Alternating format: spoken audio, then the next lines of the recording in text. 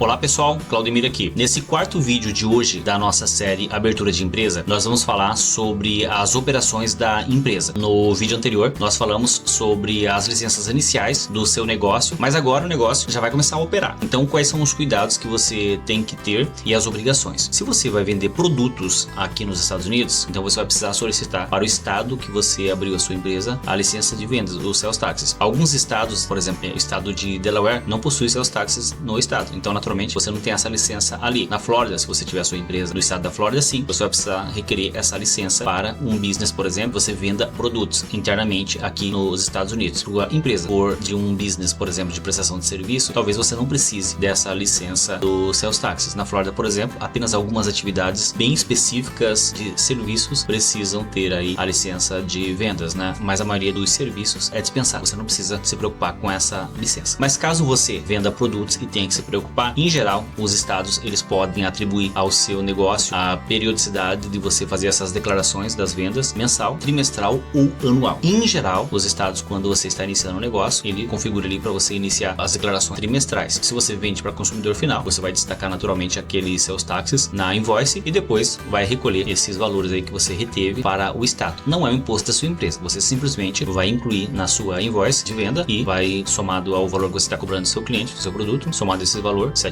10%, 8%, a depender de qual estado que você está operando, e vai na data oportuna de entrega dessa declaração fazer o pagamento desse valor para o estado, tá bom? Então essa é uma das obrigações que você tem que ficar muito atento. Também relacionado a essa questão dos sales taxes, você deve ficar atento porque cada estado ele tem um total de valores que ele permite com que empresas fora daquele estado vendam. Por exemplo, se a sua empresa está aqui na Flórida, ela tem a licença de vendas aqui para a Flórida, mas se ela faz venda, por exemplo, para outros estados, não necessariamente, pelo menos no início, você precisa ter uma licença de vendas naquele estado. Se você vender para o consumidor final, por exemplo, estados como Califórnia permite com que você venda até $500 mil para aquele estado, para então te obrigar a você ter uma licença naquele estado também. Então é bom ficar atento nesse quesito. Por isso a importância de você ter um profissional, um escritório que possa lhe acompanhar nesse processo. Você pode fazer isso sozinho? Sim, você pode fazer isso sozinho, mas você tem que ter todo esse controle das vendas que você faz em cada estado americano, para você ter certeza que você não está burlando as leis daquele estado e deixando de pedir uma licença que você eventualmente já tenha ultrapassado o limite e tenha que pedir. Na maioria dos estados, se você vender acima de $100 mil,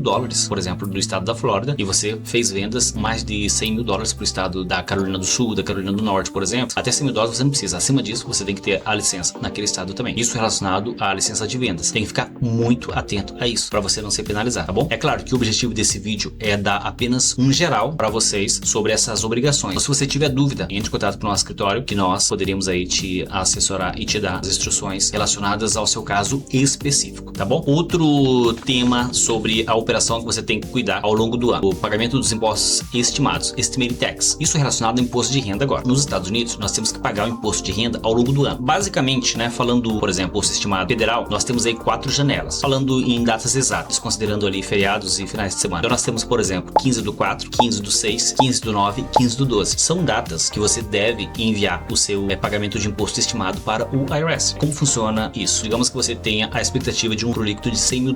Vamos pensar numa corporation, né, para simplificar. A corporation ela paga 21% de imposto federal. 21% de 100 mil, estamos falando em $21 mil. $21 mil você vai dividir então por 4, e aí no dia 15/4 você vai fazer o recolhimento de 25%, dia 15/6 25%, 25% e 25%, ou seja, fechou 100% ao longo do ano. Você pode fazer diferente? Eu não sei exatamente quanto eu vou ter de lucro ao longo do ano. Então você pode fazer de uma outra maneira, através da sua contabilidade. Você vai fazer a contabilidade regularmente e aí você vai, através dela, no mês de abril, por exemplo, você vai enviar para o IRS, Receita Federal Americana, sobre imposto estimado, o que você teve de lucro nos 3 primeiros meses. Chegou lá no mês de junho, 15 de junho, o que você vai fazer? Vai pegar os 5 primeiros meses, vai fechar a contabilidade, o que deu, o que eu já paguei, e pagar a diferença. Então assim você vai levando através da contabilidade, caso você não tenha uma expectativa e não consiga mensurar qual vai ser esse lucro seu no final do ano. Então você vai pela contabilidade. Isso também para os estados, tá? Então é importante que vocês tenham isso em mente. Muitos empreendedores, eles abrem empresas nos Estados Unidos, mas eles descuidam desses detalhes. São detalhes que você tem que ficar atento para que você não seja multado. Tanto o IRS quanto os estados multam se você não pagar esses impostos ao longo do ano. Muitos nos perguntam: e se eu pagar a mais, o que acontece? O estado vai me devolver? Sim. Se você pagar $21 mil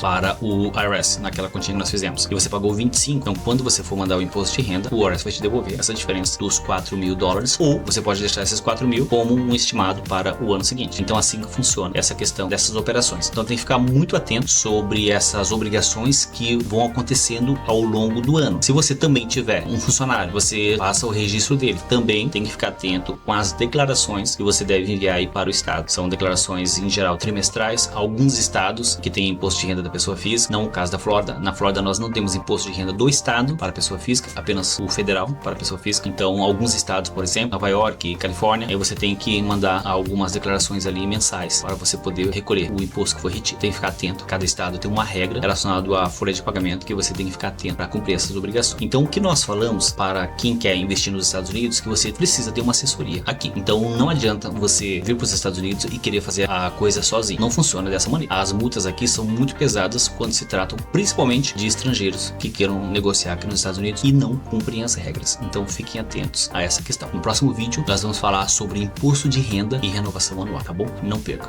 Espero vocês lá.